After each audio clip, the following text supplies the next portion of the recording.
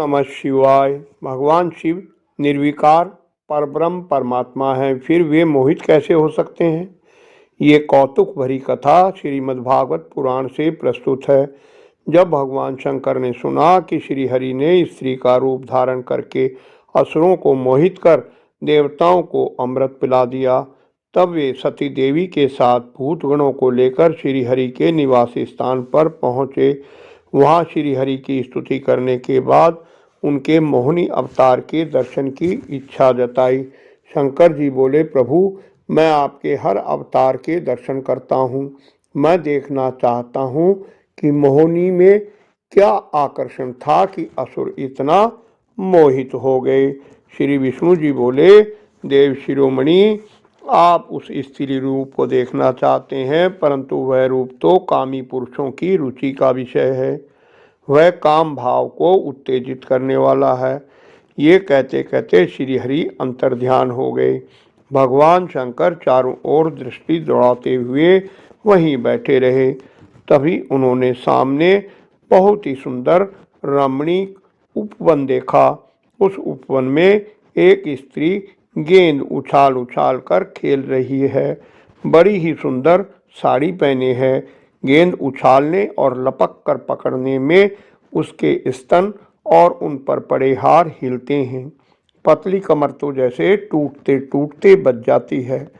चंचल उद्विग्न आंखें, कपोलों पर कुंडलों की जगमगाती आभा है। घुंघराली सी काली काली अलकें उन पर लटक आती हैं। कभी साड़ी सरक जाती है, केशों की बेड़ी खुलने लगती है। गेंद से खेलते खेलते उसने तनिक सलज्ज भाव से मुस्कुराकर तिरछी नज़र से शंकर जी की ओर देखा।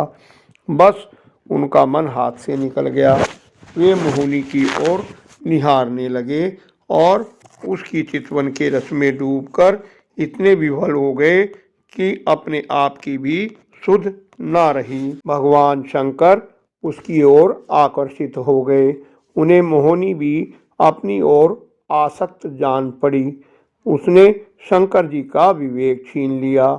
वे उसके भावों से कामातुर हो गए और भवानी के सामने ही लज्जा छोड़कर उसकी ओर चल पड़े। शंकर जी को अपनी ओर आते देख मोहिनी बहुत लजा गई। वह एक वृक्ष से दूसरे वृक्ष की आड़ में छुप जाती और हंसने लगती, परंतु कहीं नहीं ठहरती। भगवान शंकर की इंद्रियां अपने वश में ना रहीं और वे कामवश हो गए। वे मोहिनी के पीछे पीछे दौड़ने लगे। ऐसा लगने लगा कि जैसे कामदेव ने उन पर विजय पा ली हो। कुछ समय बाद भगवान शंकर को अपनी स्मृति हुई। वे तुरंत उस दुखद प्रसंग से अलग हो गए। वीडियो पसंद आई हो तो लाइक करें, इस मित्रों से शेयर करें, चैनल को सब्सक्राइब कर निरंतर जुड़े रहें। धन्यवाद। आपका कल्याण हो।